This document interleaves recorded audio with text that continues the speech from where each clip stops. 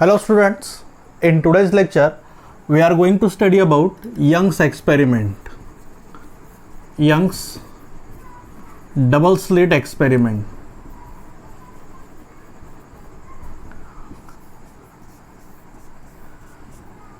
Okay, now it consists of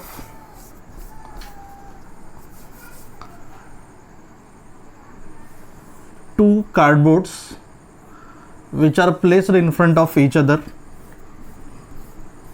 like this.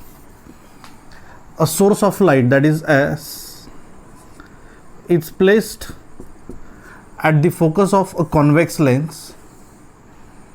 As we all know that when a diverging ray of light are incident upon such convex lens, it actually converts them into a parallel rays.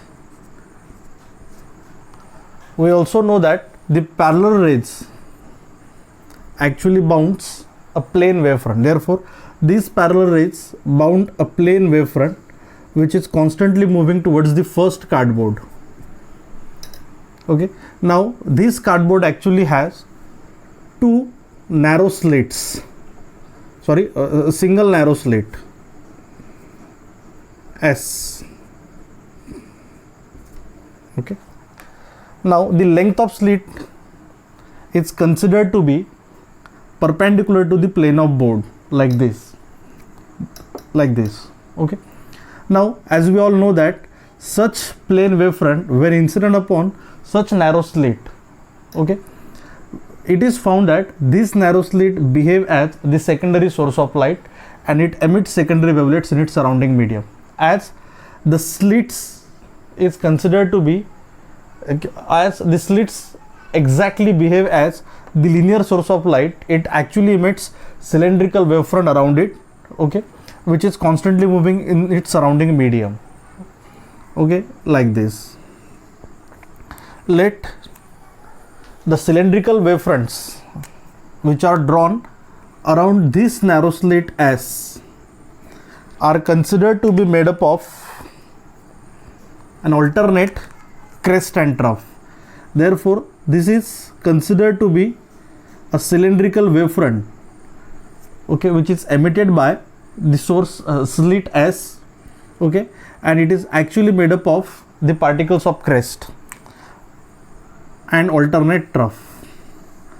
Such cylindrical wavefronts are emitted from the first narrow slit S.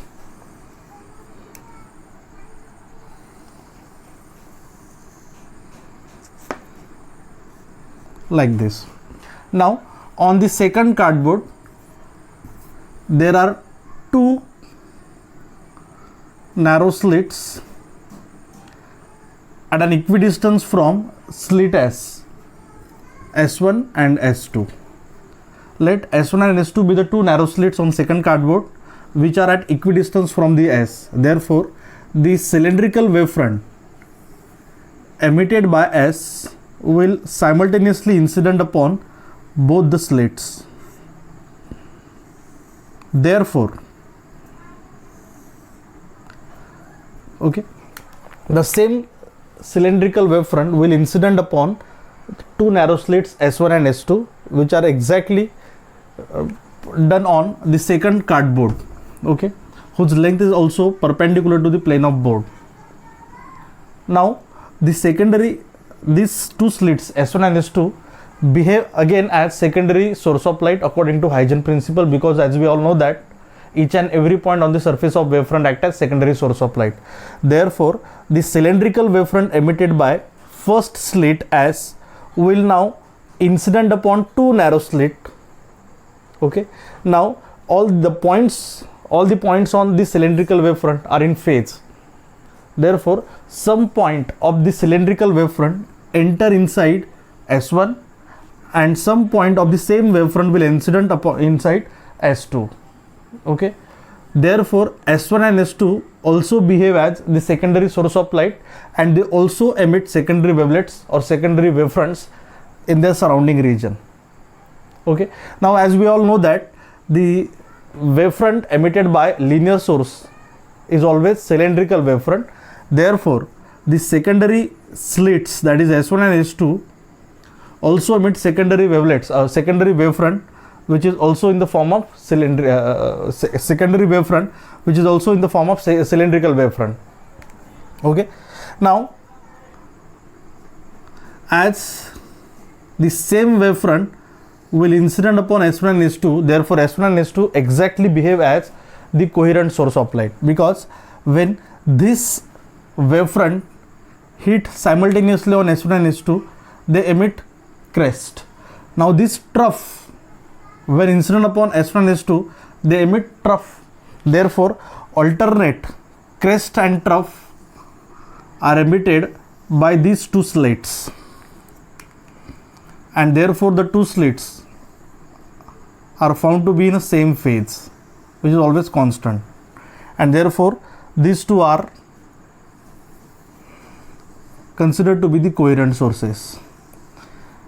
Now the secondary wavelets emitted by S1 and S2 are now interfere with each other in a given region.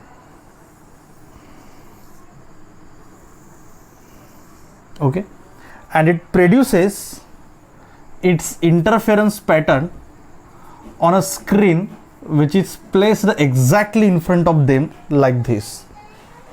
Now as we all know that the particles of medium at which crest crest, trough trough, crest crest, crest crest are coincides, they are exactly bright points. Therefore all the points on this line are considered to be the bright point. Therefore at this place of screen, bright band produces. Similarly crest trough, crest trough, crest trough, therefore these points are dark point. Okay, now at the place of screen, at this place of screen, dark band is formed.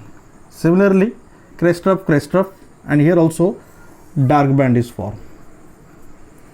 Now crest crest, trough trough, crest crest, bright band, crest trough, dark band,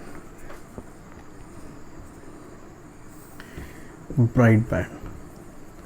Now it is found from figure that on a screen an alternate bright and dark bands are formed. Okay, this is how Young's obtained interference pattern on a screen due to superposition of light from two narrow slits which are placed close to each other in a same vertical plane like this. Okay, as the interference of light takes place, Young's verifies the wave nature of light. Okay, this is the Young's experiment. Understand? Now this Young's experiment is again explained in the coming animation. Okay, thank you. As you can see in animation, sunlight is directly incident upon source slit S. The source slit S is found to be very narrow, therefore it behaves as a point source and emits secondary wavelets in its surrounding medium in the form of cylindrical wavefront. The cylindrical wavefront emitted by source slit is incident upon two narrow slits S1 and S2. The same wavefront will hit on S1 and S2, therefore they behave as coherent source. The secondary wavelets from these S1 and S2 interfere in their surrounding medium to produce an interference pattern on a screen which is placed in front of them, which consists of alternate dark and bright bands. All the red points shown in animation are bright points where crest crest, trough trough are met, and another point crest and trough are met, which produces dark point and which are responsible for alternate dark and bright bands on a screen as shown.